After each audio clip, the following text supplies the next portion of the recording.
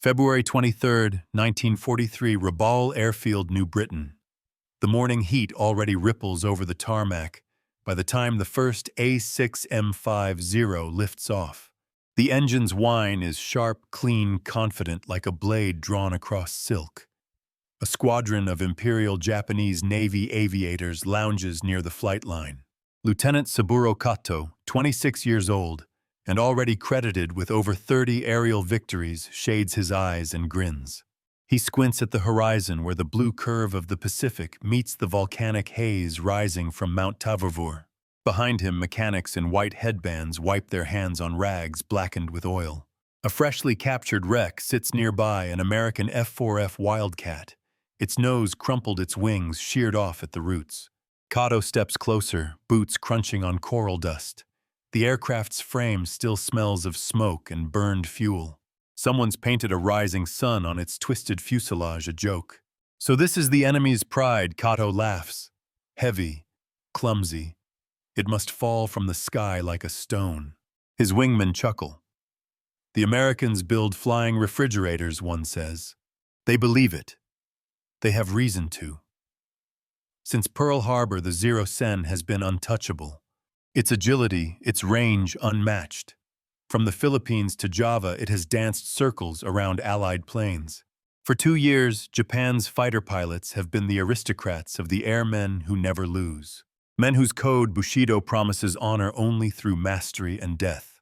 But that morning across the Pacific, inside a roaring factory on Long Island, a new shape of war is being born. Bethpage, New York, Grumman Aircraft Engineering Corporation. Rivet guns hammer in rhythm, sparks fall like rain. The air smells of ozone oil and cigarette smoke. On a metal stand sits a prototype painted navy blue, its wings still dull from primer. A brass plaque on the wall reads Project G50 F6F Hellcat. At the drafting table, Leroy Grumman leans over blueprints. Make it strong enough to come home full of holes. The pilot must live to fly again, he says. This isn't the Japanese philosophy. The Zero was made to be perfect at the cost of survivability. The Hellcat is born from American pragmatism, not graceful, not light, but powerful. Inside its thick fuselage sits the Pratt & Whitney R2800 Double Wasp 2,000 horsepower. Armor plates, self-sealing fuel tanks, 650 caliber Browning guns. To engineers, it's beautiful.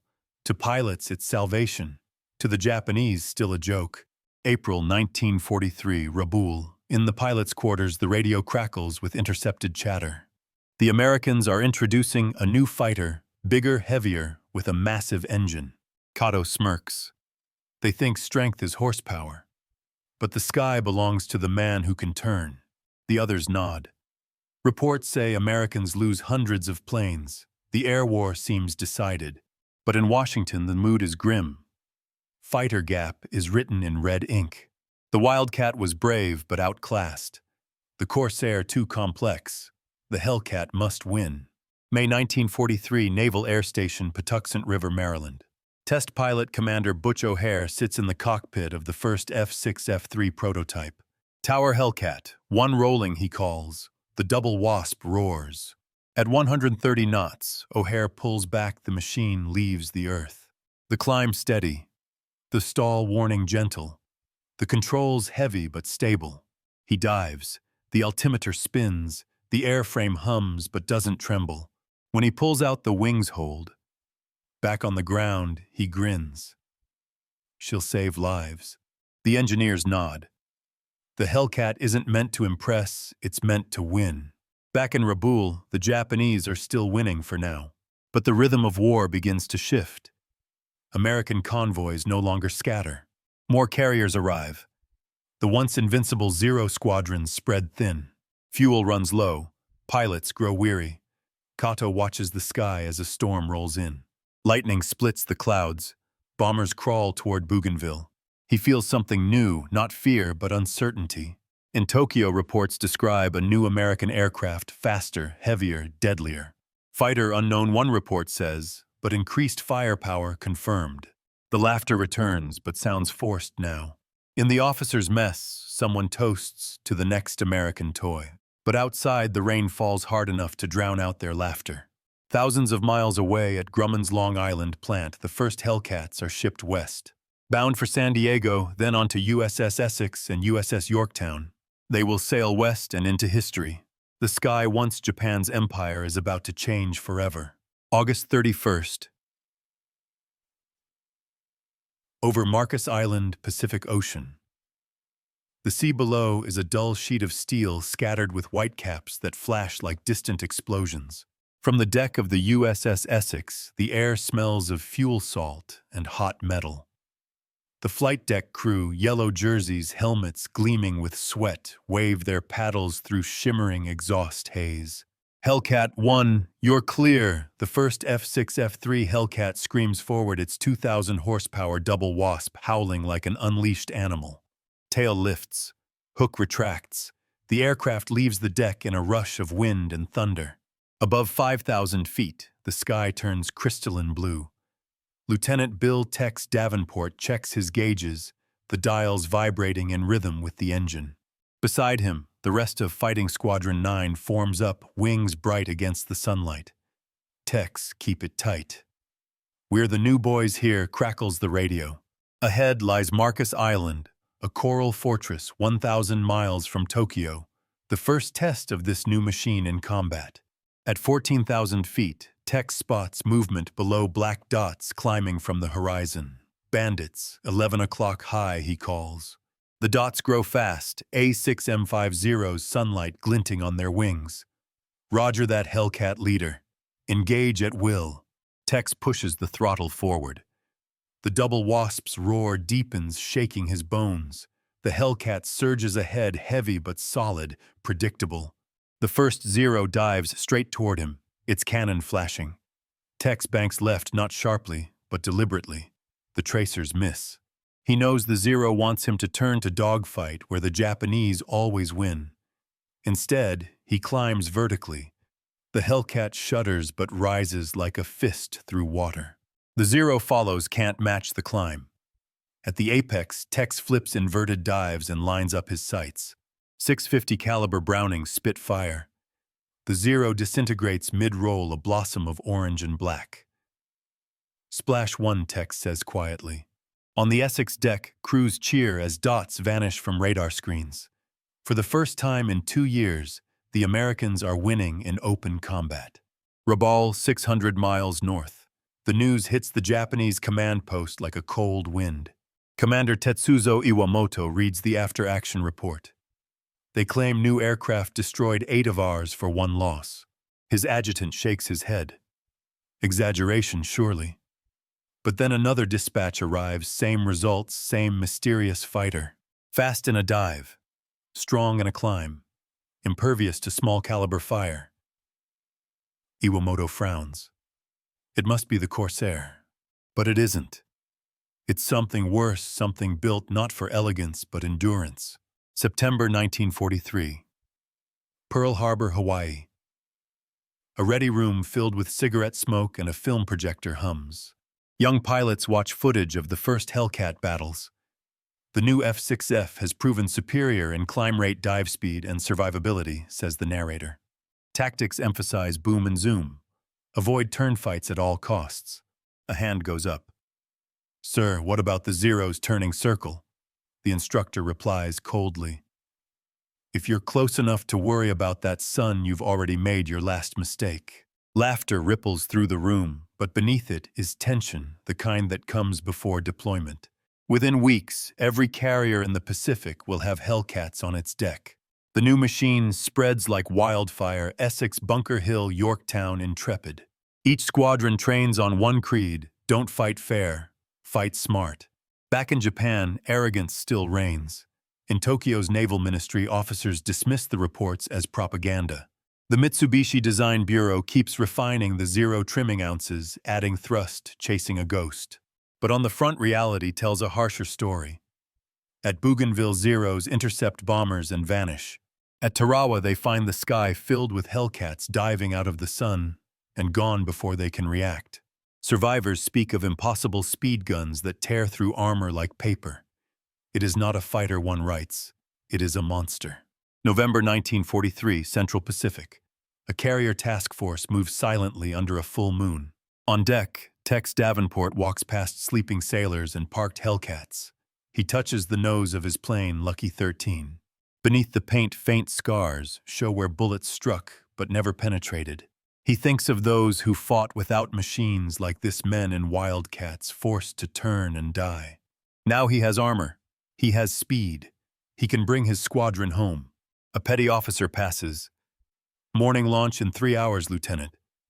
Word is we're hitting Kwajalein. Tex nods. Then we make it count. Above them, the stars blur in the ship's exhaust haze. The Pacific sleeps for now. But in every hangar, men work through the night, checking ammo, filling tanks, painting shark mouths. They don't know it yet, but within months, their aircraft will rewrite history.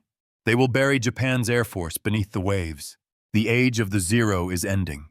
The age of the Hellcat has begun. January 29, 1944. Marshall Islands, Roy Namur. The dawn is pale and trembling, the horizon washed in gunmetal light.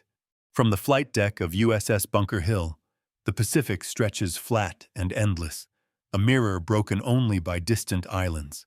Beneath the deck, the heartbeat of the ship hums through every bolt and rivet engines, straining pumps hissing.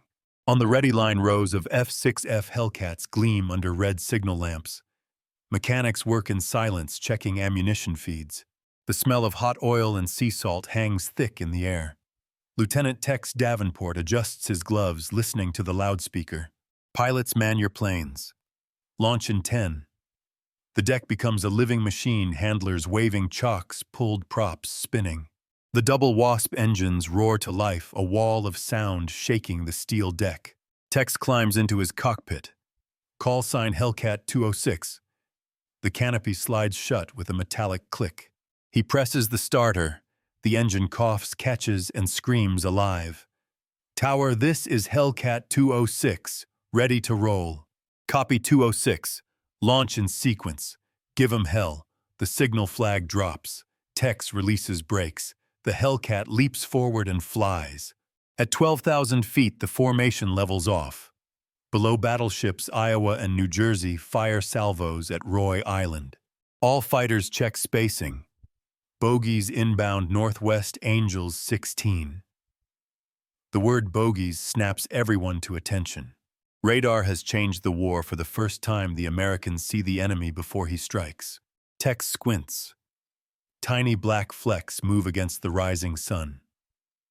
Bandits confirmed, Zeros 20 plus. Hellcats peel off in pairs, diving into the light.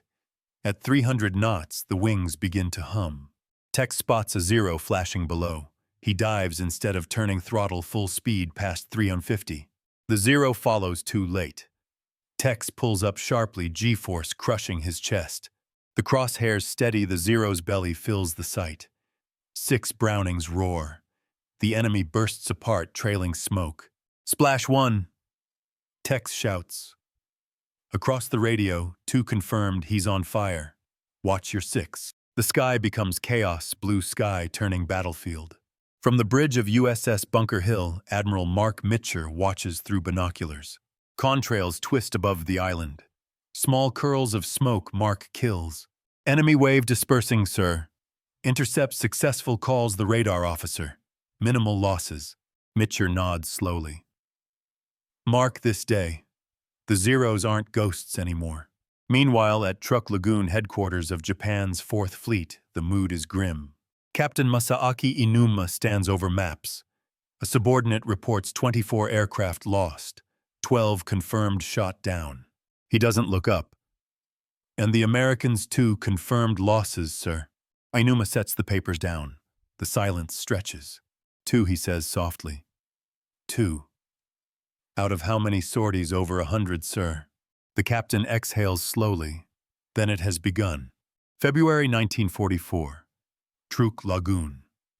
The bastion of Japan's Central Pacific defense is now a target. American subs stalk its harbors. Recon planes photograph its airfields daily. When Operation Hailstone begins, the blow is total. From dawn to dusk, Hellcats sweep the skies clean. Bombers follow Avengers, Dauntlesses, Helldivers raining destruction across Truk. Commander Tetsuzo Iwamoto scrambles from his bunker to the airstrip. Smoke chokes the runway. He jumps into his Zero, heart pounding. Truck control Iwamoto taking off. He knows it's suicide. As he lifts off, tracer fire and explosions fill the air. A Hellcat streaks past, guns flashing.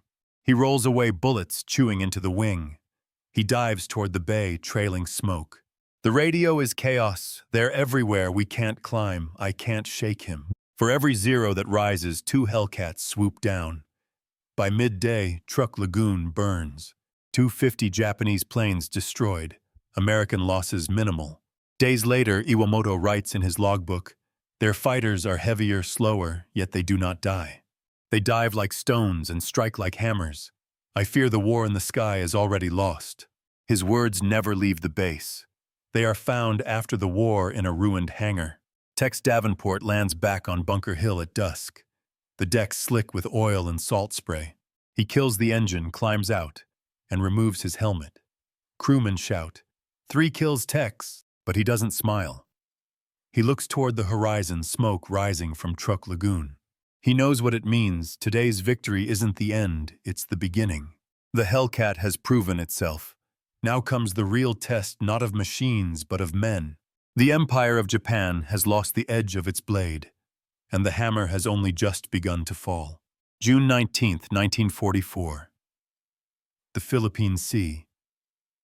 The morning sun bleeds gold across a restless horizon. The ocean is calm, too calm. Every man aboard the carriers USS Lexington Enterprise and Yorktown feels it. This is not just another strike. All stations, this is Task Force 58. Enemy carriers confirmed north-northwest of the Marianas. Launch all ready aircraft. Below-deck pilots strap in their suits soaked with sweat. The smell of high-octane fuel fills the air. Lieutenant Commander David McCampbell checks the time, 0840 hours. "Let's make this one count," he says. The Hellcats roll forward, flinging themselves into the sky. The fleet below glitters like metal islands. At 20,000 feet, McCampbell's radio buzzes, incoming bogies bearing 080, estimated 400 aircraft. 400. The number echoes through every cockpit. Japan is throwing everything they have left. Aboard the Japanese flagship, Taiho, Admiral Jisaburo Ozawa stands on the bridge. "Launch the first wave," he orders. The decks erupt with thunder as Zeros, Judys, and Jills rise into the air, Japan's last great gamble. 0905 hours, 20,000 feet above the Marianas. Tally bandits, 11 o'clock high. McCampbell calls. The horizon moves, hundreds of black specks closing fast. Roger. All fighters form up. "Let's clean house." He pushes the throttle forward. The double Wasp's roar fills the cockpit. The Japanese formation appears perfect, disciplined, beautiful, and doomed. Tracers flash past. Break, break, the sky detonates. McCampbell dives through the formation. A Zero flashes by, unaware of the predator behind him. He squeezes the trigger. The Hellcat's 6 Brownings bark flame. The Zero shatters, falling into the sea. "Splash 1, he mutters. Across the sky, hundreds of duels ignite. Hellcats dive from 25,000 feet, striking bombers one by one. Zeros twist and snap under the strain. The Hellcats don't turn. They dive, strike, and climb, boom and zoom the American way. 2 o'clock, he's on you, Tex copy that. Rolling out, Tex Davenport rolls inverted, letting gravity sling him downward. The Zero overshoots. Tex fires, the enemy vanishes in flame. The radio crackles, splash 1, splash 2, low on ammo, returning to base. By noon, the air above the Philippine Sea is a graveyard of smoke trails. Down below, sailors watch from the decks. "Looks like a damn turkey shoot," one gunner says. The name will stick.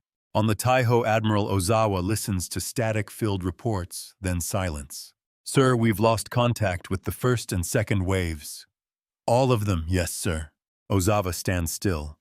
A faint tremor runs through the ship, a torpedo hit below deck.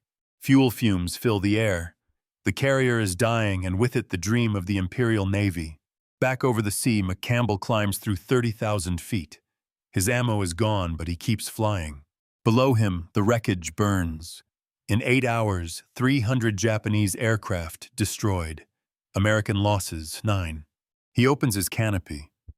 The air smells of salt and smoke. Beneath him, the Shokaku and Taiho burn. This is McCampbell, returning to base. Roger, Hellcat leader. Bring her home. The Hellcat banks toward the setting sun, wings glowing like burnished steel.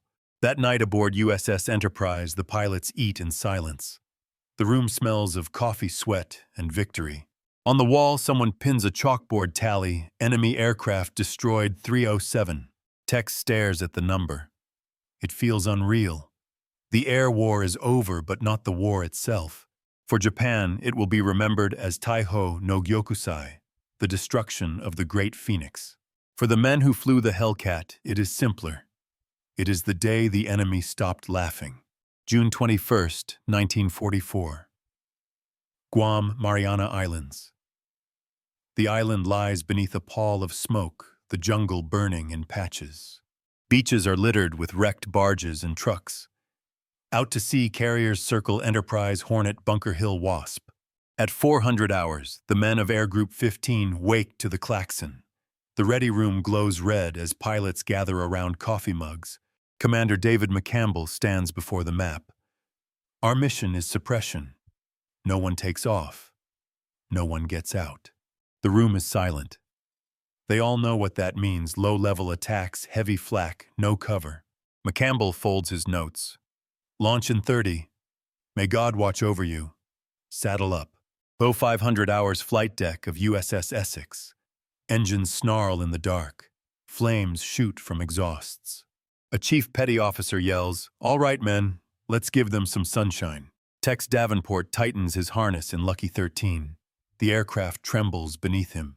Tower Hellcat 206 ready to roll. Roger 206. Launch on green. The deck lights flash green. Tex pushes forward. The catapult flings him into black air. The horizon blooms crimson with dawn. Over Guam, 7,000 feet. The island is a furnace.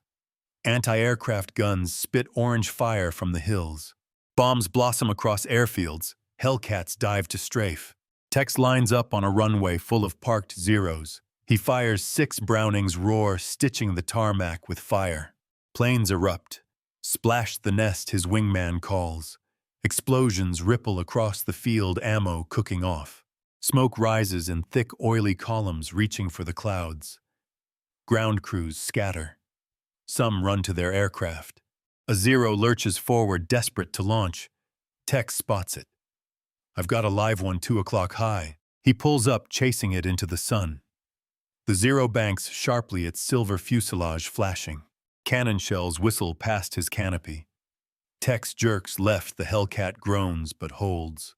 The Zero overshoots the same fatal dance. Tex dives and fires. The Zero disintegrates mid-climb. "Bandit down," he says. "Runway's clear." Back aboard the USS Essex, each splash call means another kill. The tactical plot fills with blue markers, total control. Admiral Mitcher asks, "How many enemy planes airborne?" "None, sir. Not a single one." Mitcher nods. "Good. Keep it that way." Agana Airfield, 0800 hours. Smoke blankets the runway wreckage, burning hot. Lieutenant Yunpei Sasai stands beside his ruined Zero. He stares up at the circling Hellcats, merciless, methodical. "We can't win." "Not like this," he says softly. His mechanic hesitates. "We trained for elegance in flight," Sasai mutters. "But they have turned the sky into a factory." Moments later, a Hellcat strafes the field again. They dive for cover as fire consumes the base. When the attack ends, Agana Airfield is gone. Later that afternoon, above the carrier fleet, Hellcats return in 2s and 3s, wings blackened by smoke. Flight deck crews wave them in. 201 cut. Cut Roger 3 wire. 206 wave off too hot. Tex hooks the wire on his second pass. The Hellcat jerks to a halt, steam hissing from the brakes. He climbs out exhausted. The deck lined with bullet-riddled but living planes. A few empty spots mark those who won't return. Tex removes his gloves, hands trembling. He pats the plane's side. Good girl. A mechanic grins. You just earned her another set of teeth, Lieutenant. That evening in the wardroom, the men eat quietly. McCampbell reads the results. Enemy aircraft destroyed on the ground, 30. In air, 35. Our losses, 7. The Marines land tomorrow under clear skies. A murmur of tired applause fills the room. Outside, the Pacific glows with the light of burning islands. The Hellcats rest dark silhouettes against the flames. The Zero, once emperor of the sky, dies not in one battle, but in 1,000 small deaths across the ocean. In Tokyo, the Naval General Staff receives the report from Guam. The room falls silent. One officer whispers, "So, the Americans have learned to fly." Another shakes his head. "No, they have learned to build." July 1944. Truk Lagoon, Central Pacific. Once this place was the Gibraltar of the Pacific. Now it is a graveyard. The turquoise waters shimmer with oil and ghosts of ships. Beneath the surface lie twisted hulks of destroyers and Zeros. Seabirds circle aimlessly above the wrecks. The air reeks of decay and gasoline. Inside a collapsed hangar, Lieutenant Commander Tetsuzo Iwamoto stares at a cracked mirror. His reflection looks older than 30. He was once Japan's rising ace. Now his squadron is a Shadow 20 planes half-grounded for lack of parts. A young pilot trembles nearby. "Sir, the Americans are coming again." "They always come again," Iwamoto replies flatly. On the runway, a handful of Zeros idle patched with scavenged tubing. The ground crew works barefoot. Supplies are gone. From the east, thunder rolls not weather but engines. Out at sea, Task Force 58 approaches in full strength. Carrier decks shimmer with rows of Hellcats, Avengers, and Helldivers. Aboard USS Lexington, Admiral Mitcher studies the chart. "Trucks still breathing," he says. "Let's finish the job. Launch all strike groups. Fighters first." The order echoes through the fleet. Hellcats rise in waves, dark silhouettes against the morning sun. The roar of double wasps rolls like thunder across the sea. 08:30 hours, above Truk Lagoon. Tex Davenport scans through a canopy streaked with salt and smoke. Below, black bursts bloom around the lagoon. Hellcat Group 2 watch for flak. Bandits over Eaton Island. Through haze, Tex spots dots rising from the north, barely organized. Bandits sighted 11 high, maybe 15 Zeros. "Poor bastards don't know what they're flying into," his wingman mutters. "Neither did we once," Tex replies. They dive together. The first pass is merciless out of the sun. Tracers rip through the Zero's thin wings. One explodes, another spirals into the sea. Tex locks onto a straggler trying to climb. The Japanese pilot turns to bait a dogfight. Tex doesn't bite. He rolls dives under and comes up behind. "He's yours," Tex copy that. One burst, 6 guns. The Zero vanishes in smoke. Within minutes, it's over. 15 Zeros rise, 2 return. On the ground, Iwamoto's radio crackles with panic. "This is Eaton Control. We're overrun. We need silence." Bombs shake the hangar.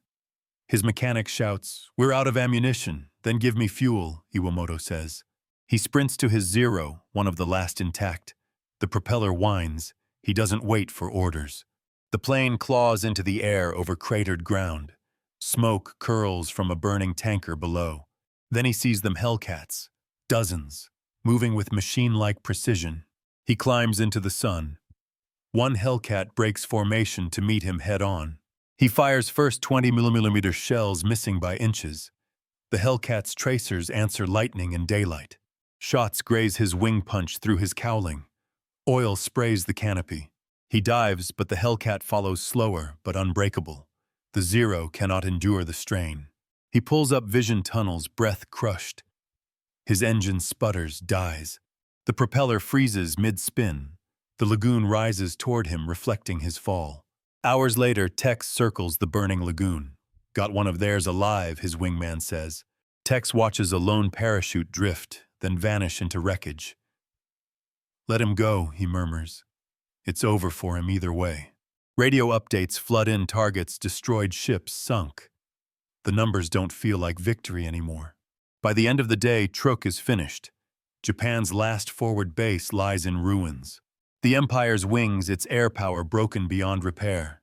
That night, the task force sails away. The ocean glows with the light of burning fuel. Tex leans against the railing, helmet in hand. His mechanic offers a cigarette. They said those pilots fought to the end. Tex lights it. Yeah, he says softly. They always do. He exhales into the wind. But the war isn't over yet. Above them, the stars burn cold, silent witnesses to the fall of empires. August 1944. Pearl Harbor, Hawaii. The sun climbs over Ford Island, casting long shadows across battleships. Some are ghosts of another war-scarred hull's twisted metal. Beside them rise new vessels, carriers, destroyers, alive with energy. In a conference room overlooking the harbor, Admiral Nimitz stands before a map. Around him sit Mitcher, Spruance, Halsey, the Pacific's architects. The enemy is wounded but not dead, Nimitz says. We've broken their carriers, but Japan still holds the Philippines and the Ryukyus. To finish this war, we must take back the skies over the home islands. He gestures toward the chart. The F6F Hellcat 5000 confirmed kills 270,000 sorties, the weapon that broke their air arm. But it's not just the machine, Mitcher adds. It's the men. We taught them to fight smart, not just brave. Nimitz nods. Exactly. Japan builds aces, we build squadrons. Outside Hellcats thunder overhead engines echoing across the bay. Meanwhile, Rabaul, New Britain. The base lies silent beneath encroaching jungle. Crates of unused ammunition rot in the rain. In a candlelit barracks, Lieutenant Yunpei Sasai writes in his journal, "We believed skill was honor, that maneuver was flight's soul. The Americans believe in numbers, machines, and time. They have all three. We have only memory." He pauses, pen trembling. "Our Zeros were built for gods, not men. But the Hellcat is mortal, and that is why it wins." He closes the book and blows out the candle. Darkness swallows him. Back aboard USS Essex. Tex Davenport stares at the ready room's blackboard, 12 kills, 0 losses. The number feels empty. "Something wrong?" Tex, his wingman, asks. Tex shakes his head. "Just thinking. They can't even climb to meet us anymore." "Don't complain," Vickers says. "Better live easy than die hard." Tex doesn't laugh. He remembers Face's enemies who never fired back. There's no satisfaction left in killing. That night on deck, he finds Commander McCampbell watching the horizon. "Can't sleep either?" McCampbell asks. "No, sir," Tex replies.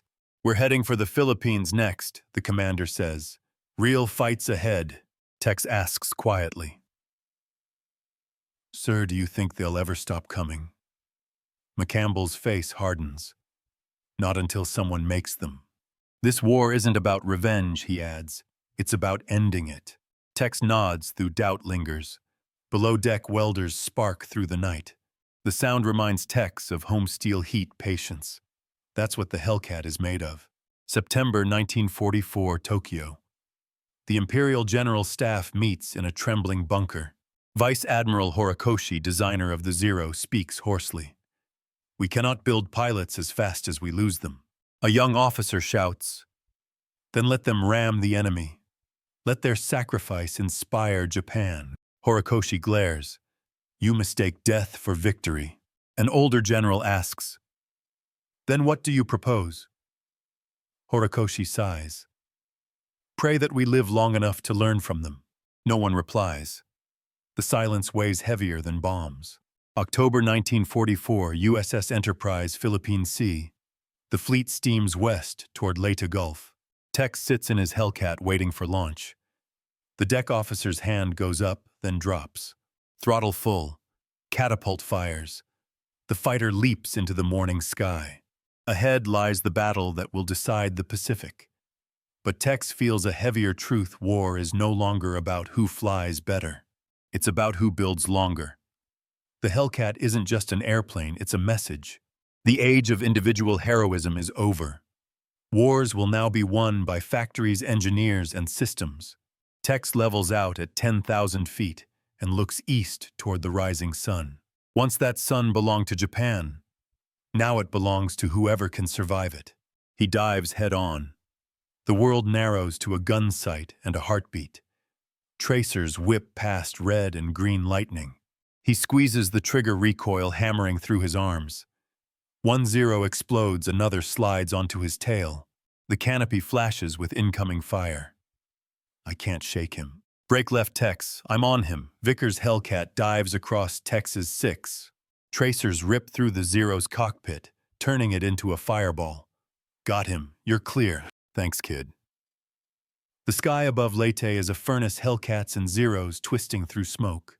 Anti-aircraft shells burst all around. Engines roar. Planes scream and fall. It's no longer a dogfight. It's an industrial slaughter. By noon, the battle is over. The Japanese air cover is gone. Their fleet limps north in flames. Of hundreds launched from Ozawa's carriers, only a handful return. On the deck of USS Enterprise, the surviving Hellcats land one by one. The air smells of salt, fuel, and victory. Tex climbs down, legs trembling, gazing at the blackened sky. We did it, Vickers says, eyes wide. Tex nods. Yeah, but at what cost? A silence settles between them. For the first time, neither man smiles.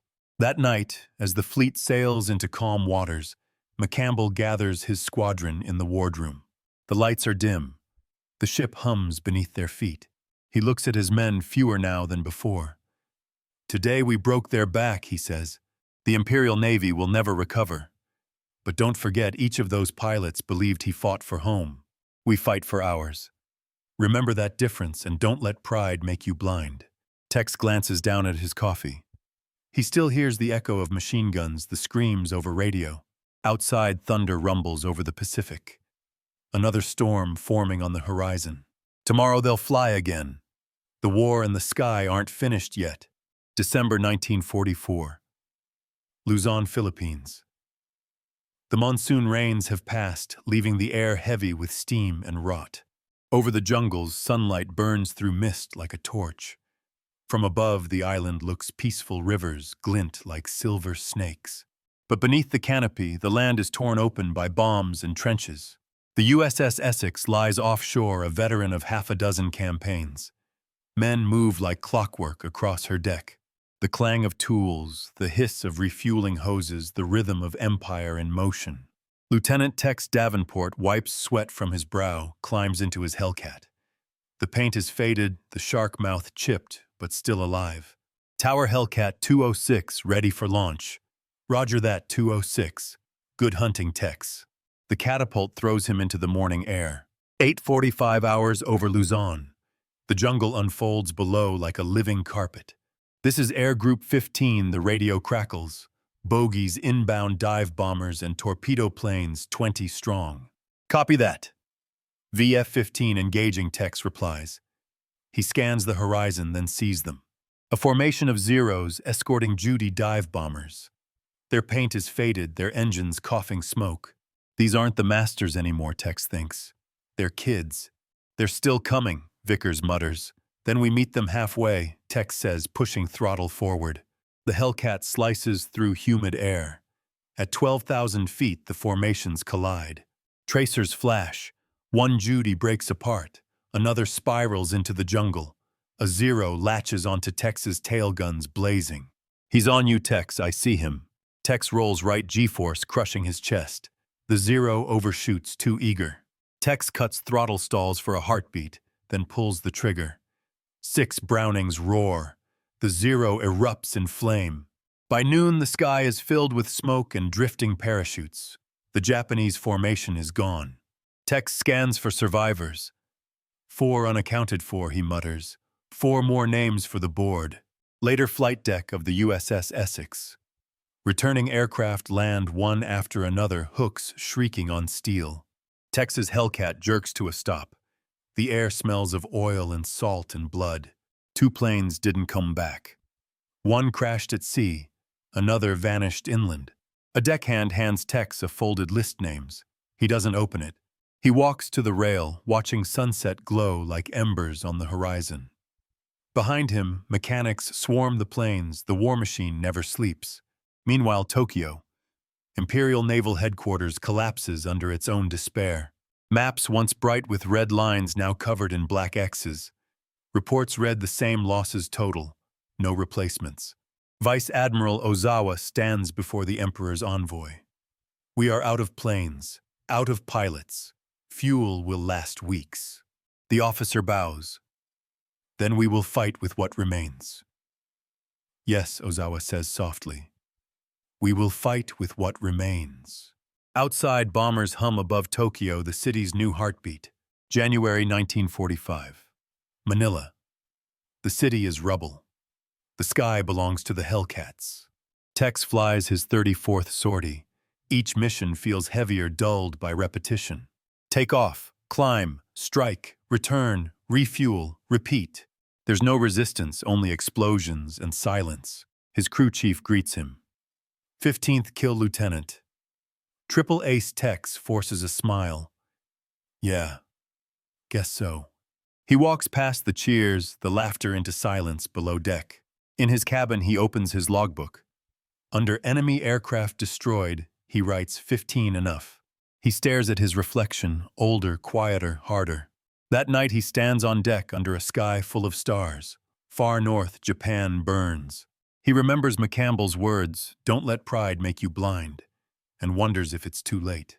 Because in Tokyo, officers are already making plans to turn the sky itself into a weapon. The next phase of the war won't be fought between aces. It will be fought by men who no longer expect to live. March 18, 1945, Kyushu, Japan. Morning fog clings to airfields where mechanics work in silence. They load bombs onto aircraft that will never return. A radio blares martial music, proud and hollow. All who serve today will become eternal spirits of the empire. The men listen without expression. They know the truth, there will be no victory. Lieutenant Noboru Kinoshita kneels beside his A6M0 painted white. Across it, calligraphy reads Special Attack Unit. He runs his hand along the fuselage. It's no longer a machine of war, it's a coffin with wings. His instructor hands him a faded hachimaki. Fly true, he says. Kinoshita bows. High. At that same hour, far south, USS Enterprise. Hellcats roar to life under dawn light. In the ready room, Tex reads a new briefing, enemy commencing suicide attacks. No parachutes expected. Vickers leans over. They're really gonna ram us, Tex nods. They've run out of everything but pilots. McCampbell enters. Desperation is dangerous. Don't underestimate them. You see anything climbing toward the fleet, even on fire, shoot it down. If one gets through, he pauses, pray you're not on deck. Later, over the East China Sea, the first wave begins. Tex sees them, tiny specks, white wings gleaming. Hellcat Patrol 1 intercept incoming. He climbs. The radio explodes with urgency. 30 bogies inbound, multiple altitudes. Tex locks onto a zero, diving for USS Franklin. He fires, the plane burns, but keeps flying. He's still flying. Keep hitting him. They do until fragments rain into the sea. But one breaks through. The Franklin erupts as a kamikaze crashes into her deck. Fireballs roll across steel. Aircraft men and fuel ignite. Tex circles helplessly above the inferno. Mayday Franklin hit, heavy damage, smoke reaches the heavens. Sailors fight flames with bare hands, dragging the wounded to safety. Tex whispers, God. How many did we lose? April 1945. Okinawa. The suicide waves come daily now. Sometimes 50 planes, sometimes 200, relentless mechanical. Tex flies until his eyes ache from smoke and salt. Every sortie the same dive, fire, pull up, repeat. The sea below burns with wrecks, American and Japanese alike. They're kids, Vickers says quietly. You can see their faces. They don't even look scared. Tex doesn't answer. He just stares at the dark water. Meanwhile, in Tokyo, a young woman named Yuri Kinoshita receives a telegram. Your brother, Lieutenant Noboru Kinoshita, has achieved glorious death. She reads it twice, then sets it beside the radio. Outside, Tokyo burns again. She walks to the riverbank as bombers hum overhead. Please, she whispers, let it end. Okinawa, May 1945. The final kamikaze raid comes at sunset. Tex and Vickers intercept at 10,000 feet. The air glows red with dust and smoke. One by one, the white-winged planes fall.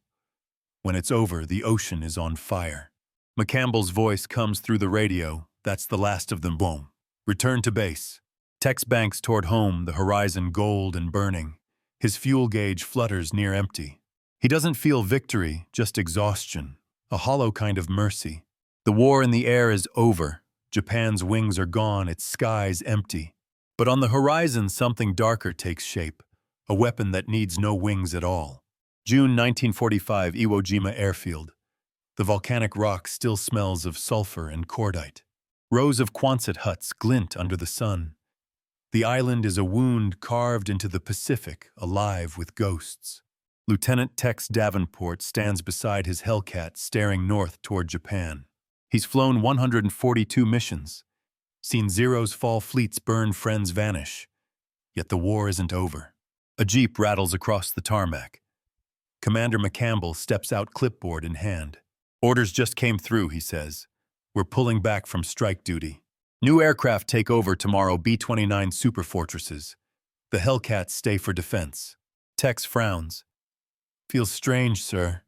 We've fought so long just to be told we're done. McCampbell nods. Wars don't end when flying stops.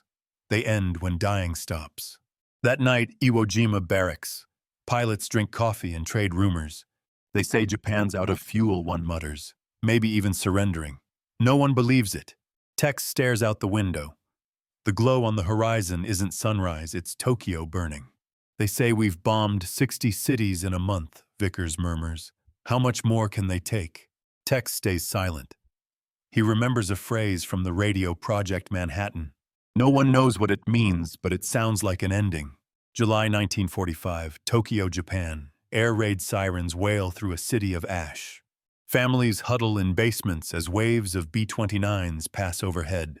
In a shattered street, Yuri Kinoshita carries a bucket of water toward her burning home. Paper walls glow red. The sound of falling embers fills the air. Above her, silver bombers drift like gods escorted by Hellcats. For a moment, she feels hatred. Then only emptiness. There's nothing left to protect, she whispers. She sinks to her knees as the last incendiaries fall, painting the sky orange. August 6th, 1945, Iwo Jima command tent. Tex cleans his sidearm as the radio crackles to life. Attention, a new weapon has been deployed against Hiroshima. Estimated destruction. Total. What kind of weapon, someone asks. A single bomb leveled the entire city. McCampbell enters pale. A single bomb. No one speaks. Even veterans are stunned. Vickers whispers, maybe that's it. Maybe it's finally over. Tex stares at the floor. Or maybe it's just beginning. August 9th, Nagasaki. A second flash lights up the world. August 15th, 1945, Tokyo Bay. The war is over.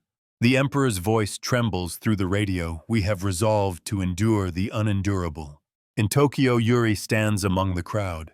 No cheers, no tears, only silence. 2 weeks later, USS Missouri, Tokyo Bay. Fog drifts across still waters. Tex watches as Japan's envoys sign the surrender. Beside him, Vickers murmurs, so this is peace. Tex nods slowly. Funny. Doesn't feel like it.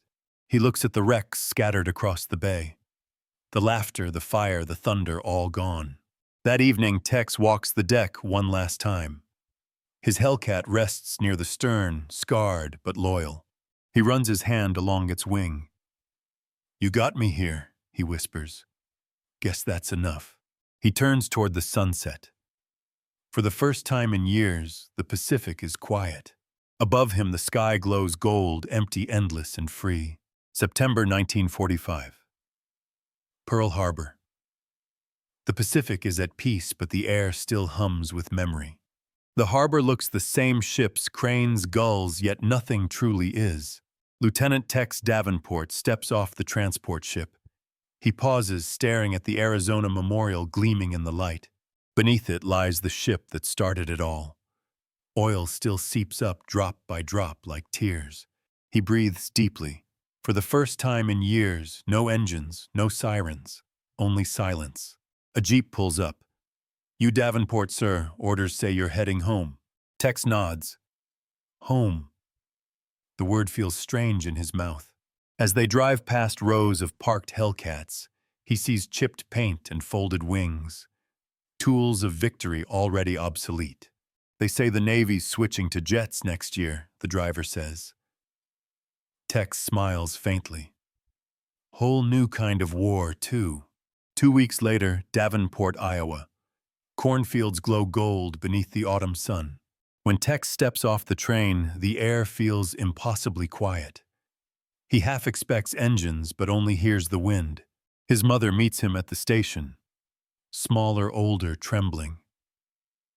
"You made it home," she whispers. He nods. "Yeah, Ma, I made it." Evening. The house smells of coffee and wood. On the wall, victory in the Pacific. A knock. A mailman hands him a brown envelope, Navy Department seal. Inside a commendation, 2 silver bars, and a citation naming him among top aces. His mother smiles. "Aren't you proud?" Tex answers softly. Maybe later. He doesn't tell her about the faces, the smoke, the dying voices. Across the ocean, Japan. Tokyo lies in ashes, but people rebuild brick by brick. Yuri Kinoshita walks with a basket of rice. Children play nearby. One wears a jacket made from parachute silk. She stops under a burnt tree, looking up at the empty sky. For the first time in years, it's blue. Onisan. "The sky is quiet now," she whispers. A tear slips away on the wind. December 1945, Washington, D.C. Admiral Nimitz reads the final Pacific Air reports. At the bottom, a penciled note. Final tally, 19-1. The Hellcat ruled the Pacific. He stares out the window at the flag over the Potomac. History will remember the machine, he murmurs. But it was always the men. January 1946. San Diego Naval Air Station. Rows of mothballed Hellcats line the tarmac. Above them, the first FJ Fury jet rises into the sky, a whisper of the future. Tex shields his eyes. "Pretty, ain't she?" a mechanic says. Tex nods. "Yeah, pretty." He looks at his worn gloves, fingertips frayed. The world has moved on, but he feels only gratitude. He walks to the runway's edge. The Pacific glimmers in the distance, calm at last. "We gave it back to the sky," he says, and finally smiles a real smile. Epilogue. Decades later, in a museum, a restored F6F Hellcat stands behind glass. Its paint is faded fuselage, patched propeller nicked by shrapnel. A plaque reads, "The plane that turned the tide and the men who never stopped flying." A boy presses his hand to the glass. "Dad, was it really that powerful?" His father nods. "Powerful, yes. But what mattered most wasn't the plane." He points to the cockpit. It was the people inside.